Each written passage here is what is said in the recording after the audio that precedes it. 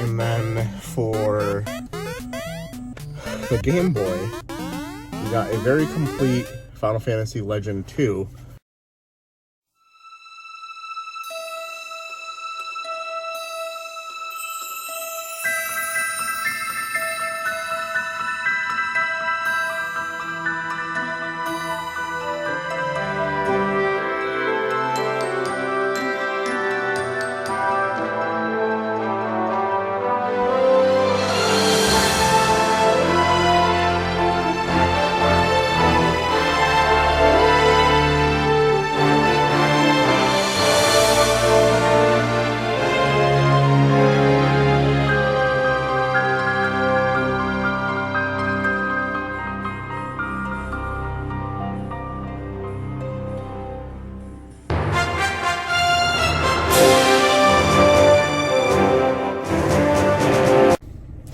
Ooh, what's up, Internet? Welcome back to the collecting quest. Today, we started off on the wrong foot and didn't get any film from the actual pickup. This was from the flea market. I'll insert a picture from Gamer's Manual here, which he has kindly provided me with. Picked up some NES games at the flea market for $5 each. At the time I picked them up, I honestly didn't think there would be a good enough deal to use for collecting quest, but there is some value here, so we'll include them. We got Legendary Wings from Jay McGarty. Thanks, Jay. Xenophobe with the manual, which is what makes that one worth it. Should be able to get in the range of like $15 to $20-ish for each of these. And then 2 copies of Super Mario Bros. Without the Duck Hunt, makes it more valuable, more collectible. These generally go for about $20 each. So, very happy to add those to the collecting quest stock, I guess. No stuff we're going to be selling, so let's do that.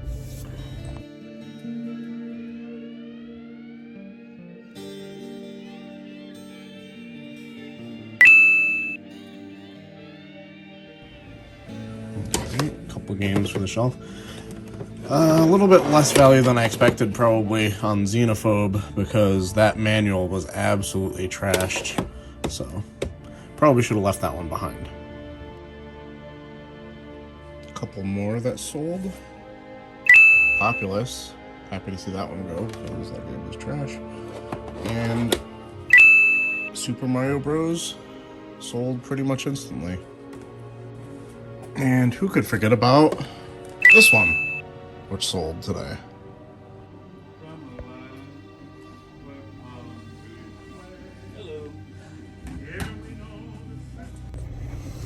So, super big come up at the Game Exchange just now. Spent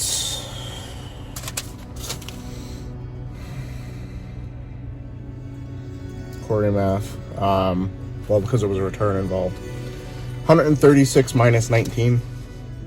Whatever that is. Got a really good deal on some Game Boy games, but first, a couple games that should be a little bit of profit, not anything crazy. For PS4, we got Fate Extella, the Umbral Star for 10, which goes for about 20, 22. And then Diddy Kong Racing DS for 10, which goes for about 24. And then for the Game Boy, we got a very complete Final Fantasy Legend 2. Not in quite as good a condition as the one I used to have in my collection that I currently already have up for sale on eBay. But they only wanted $30 for this, and it's super complete. It has everything.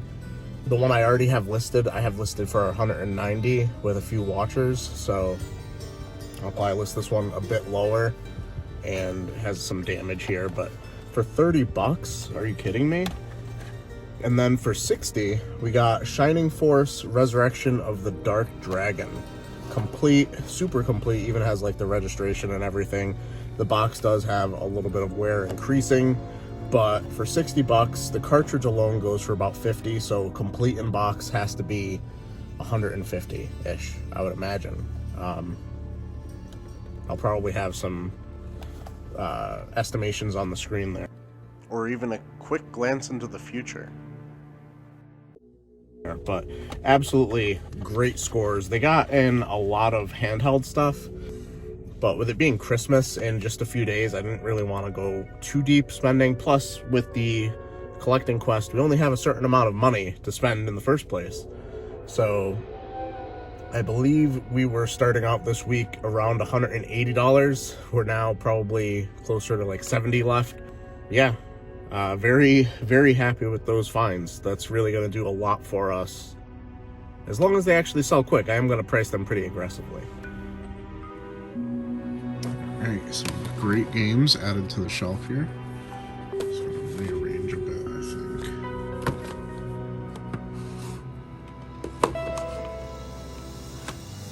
Alright, let's see if some of these start moving. These two especially. Pretty much an immediate sale on this one for that much. Now, could I have held out and trying to get a better price for this? Technically, the only one I saw that was sold was $200, but it was, I think, Canadian or something. I don't know. It was some sort of foreign.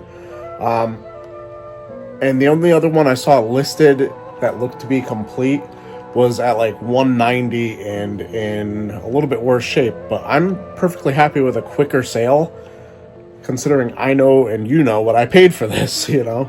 Got a really good deal on it, and I passed that good deal along, I guess, and it worked out for us.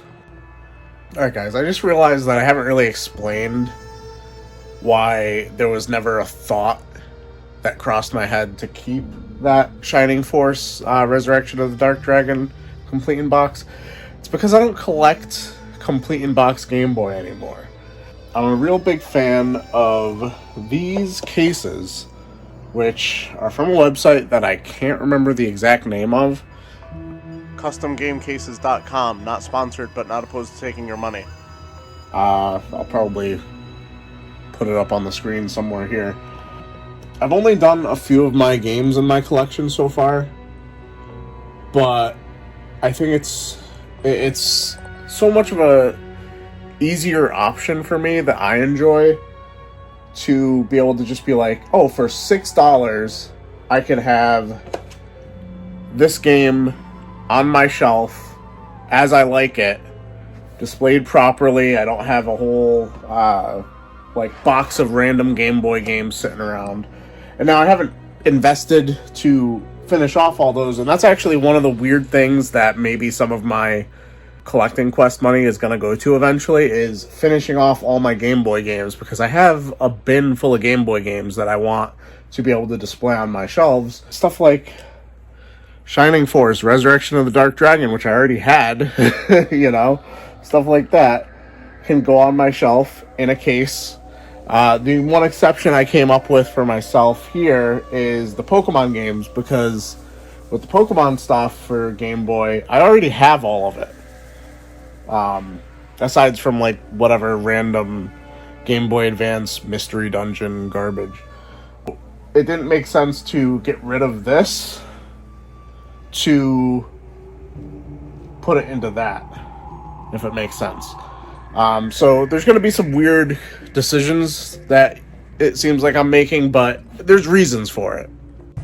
Besides the amazing book finds here and the random non-priced, probably not going to be able to buy it, Lightning Collection figure. Random PS2 game on the shelf goes for about 15 to 20.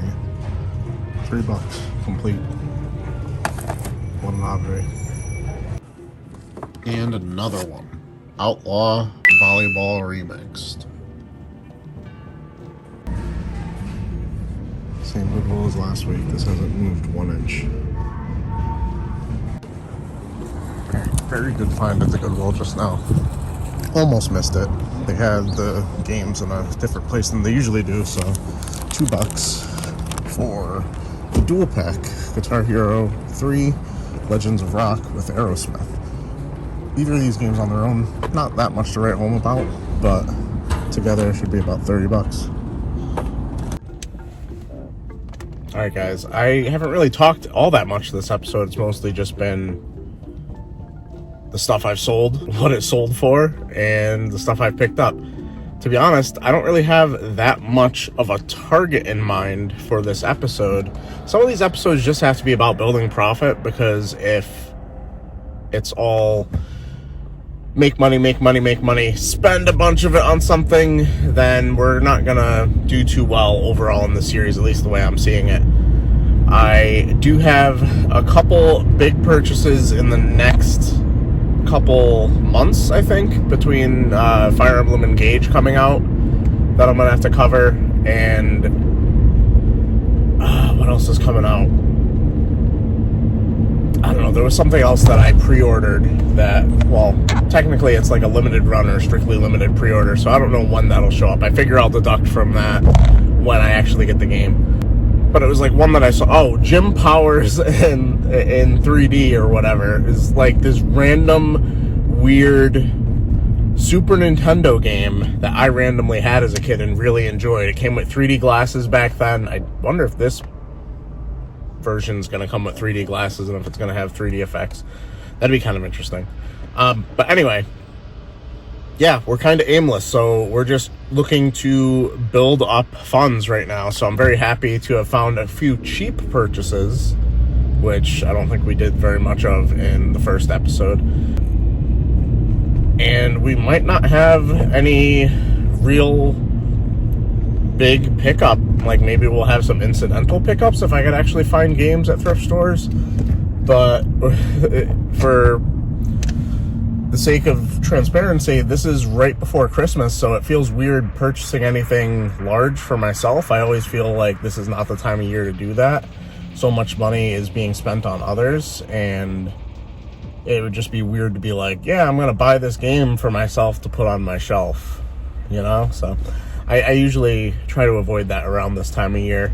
Although there are some games that I do have on my hit list that I want to pick up. One of them being Kirby Planet Robobot, a surprising game that I never have come across. When it was newly released, I just wasn't thinking about it. I have the standee from it, from a game store that I got at Too Many Games. And it's just weird that I've never come across the game. And now, of course, out of all the Kirby games, it's one of the more expensive ones at like $60 or $70, I believe, complete. So we're heading over to Savers now. Honestly, will there be any filming from there? If I had to be a betting man, I would doubt it, because the Savers has been pretty bad for games, but pretty good for books. Horrible lighting today. So at the pawn shop back there for $10. Riding dirty. Call the cops. There we go. $10. Pinball arcade. I know that the Switch version is a big deal to get, but this one's worth like $25. Bundled it together with a couple Blu-rays for myself, so not bad. Should make some profit on that. Just forgot about that one from yesterday.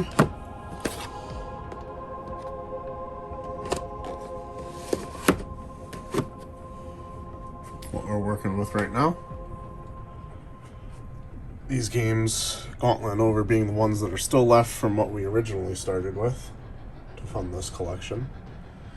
Really would like to find something to put up here with Soul Calibur 4 and Persona 5 Royal, but I don't know if it'll happen this video.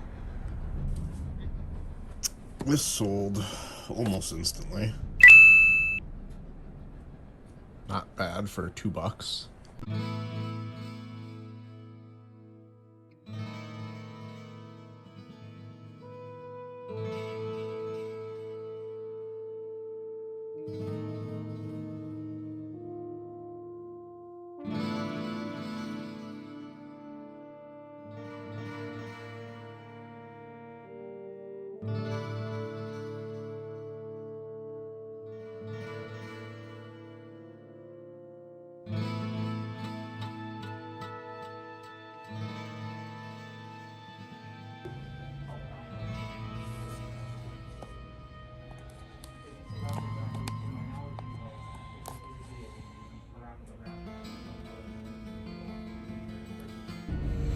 Alright, I was kind of hoping I would run across some game in there that I just had to have for myself for the collection, but we stumbled across some PS4 gold, or at least some underpriced PS4 games at the very least.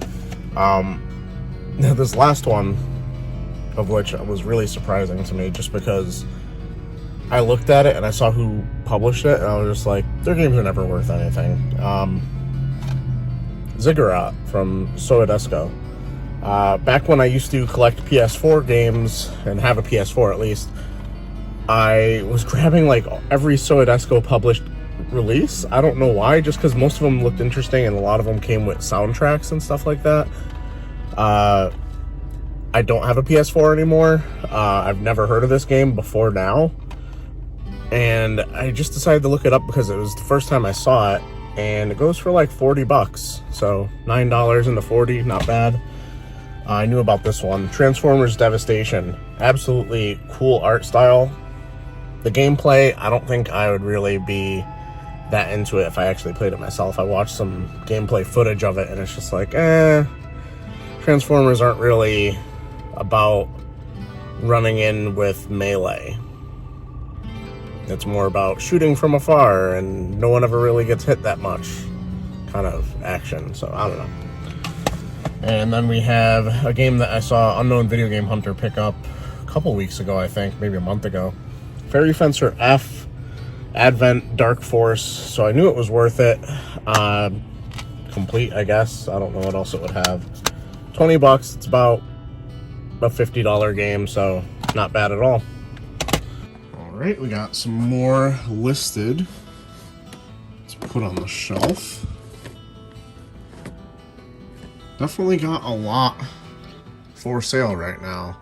Really would like to get some more games for the collection, but I don't know if it's in the cards this week. Alright, so as corny and possibly dumb as it's going to sound, not every quest is rescuing the princess, conquering the dragon, getting the treasure. Sometimes you gotta level up, and I feel like that's what we did this week.